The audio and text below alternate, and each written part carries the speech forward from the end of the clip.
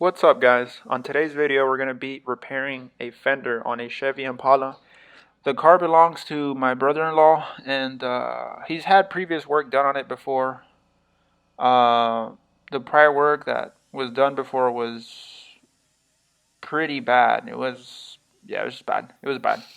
So he's been asking me for a while when I was going to come over and fix it, and he just kept asking me, and eventually I told him I'll take care of it. So we did the best with what we had at home, and I think the fender came out looking great after everything was said and done. But yeah, here's the video. Hope you guys enjoy it. Let me know what you guys think in the comment section below. And yeah, just watch.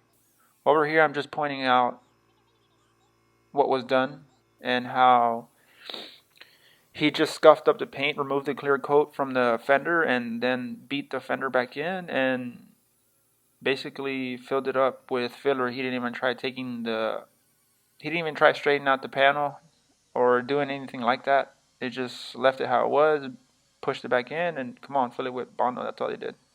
So I'm fixing the new repair that it got and also the previous repair that was done. That's why it ended up being pretty much the whole fender that got filled. But let me know what you guys think.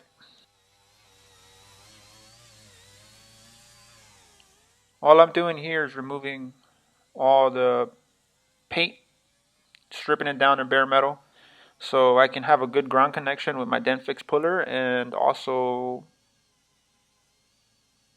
so I can feel and see where everything is damaged and straighten everything out and get it ready and filled and repaired how it should be.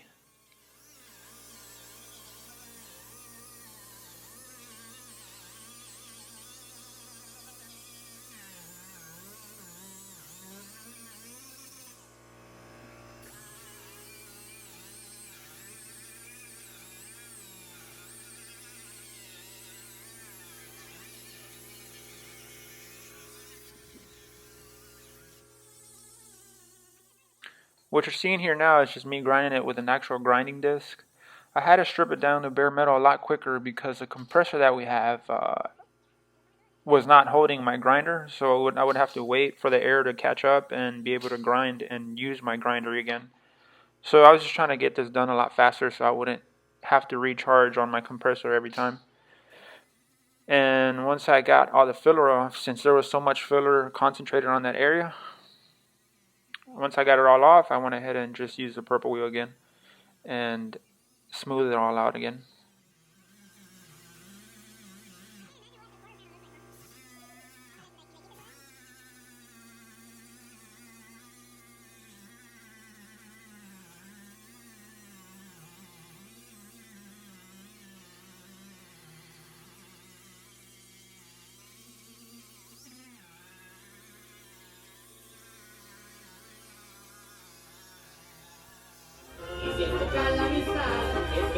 Mira, byline too para los haters. Y el traicionero no me va. Here, you see the little bump? Yeah, this one here. It's lying to me and it keeps going like this. Ah, okay.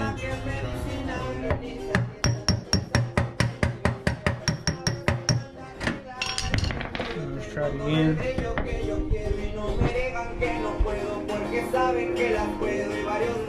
There you go. This is the fun part.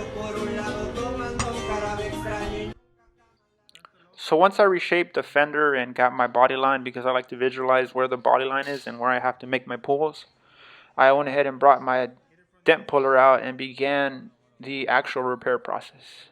And what you're going to see here is just basically the repair and the flattening and straightening of the fender itself, which should have been done in the first place, which wasn't.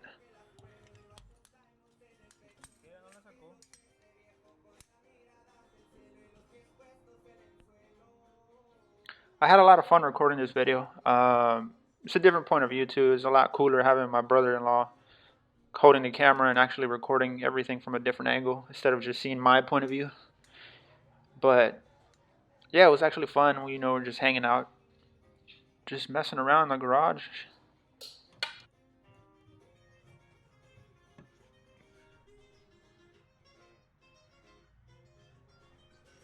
Now I'm holding the tension while hammering back in so I can get the panel straight. I was pulling and pulling, but it was bringing everything along with it, so I needed tension and then striking force so I can push it back down. I noticed that it was a little high, so that needed to be knocked out a little too. All I did was just grab my hammer and dolly and pushed it back in. Give it a few love taps.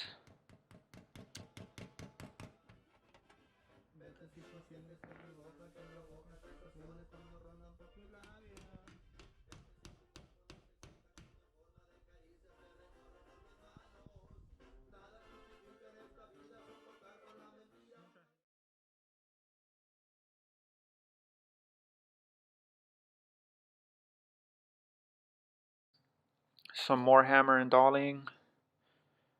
And then I switched the heads on my dent fix machine and used my actual slide hammer. I didn't need all that leverage anymore.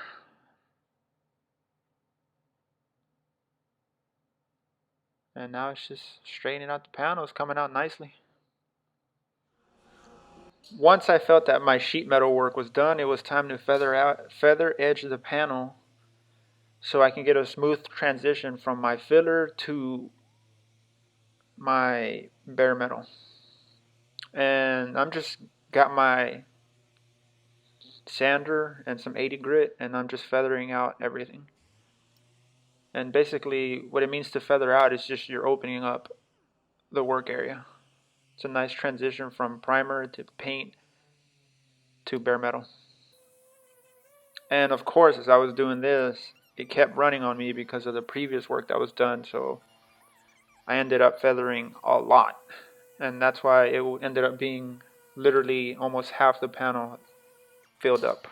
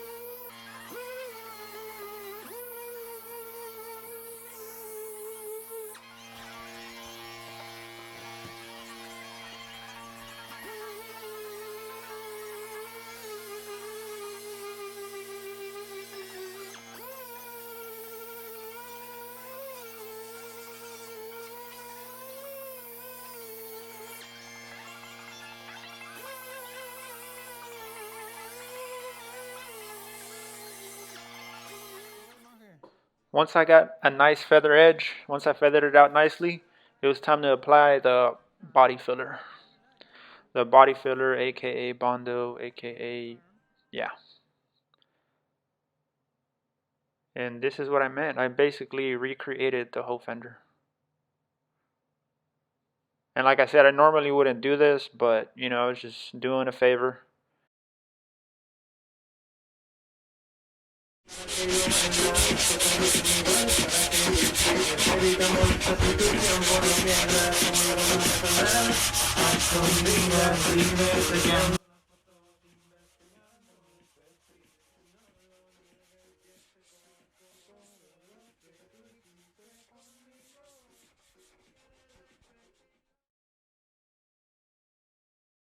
After I finished applying my actual filler, I went ahead and applied my metal glaze, and this was basically the end of it. I was done with the filler work, and this is just for the final touches. And then I time lapsed the actual sanding and recreating of the line using my body line tool, and these are the final touches before I actually laid a little bit of primer on there.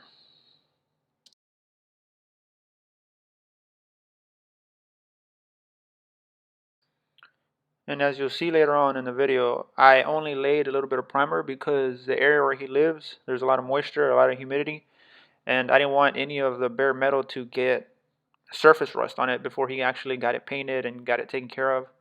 That's the only reason I did it. If not, I would have just left it like that because it would have been ready for it to be actually primed and prepped.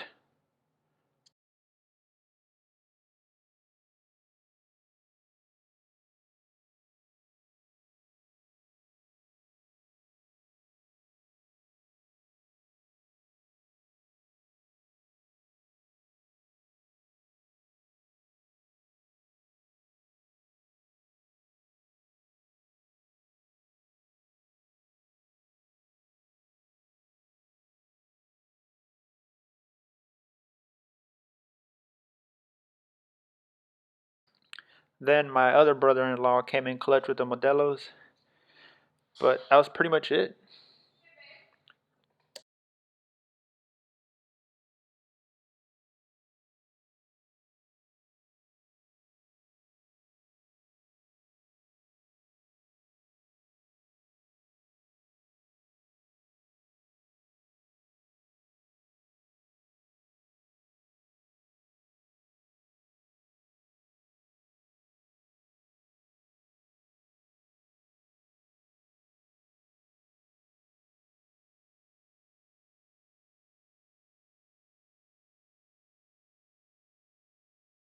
Then I feathered out the edges at the end, and I was just cleaning up the panel now, blowing it out, revealing any pinholes, any micro pinholes, and I was getting ready to cover those so they won't reveal themselves after it's been painted. And I'm just going ahead and showing them, look at this, that's where they're at. I'm gonna apply some of this and it'll knock it right out. Great product. But that's pretty much it, guys. Let me know what you guys think in the comment section below. And as always, thank you guys for watching. I got more videos coming soon. Stay tuned, and I'll see you guys around for more.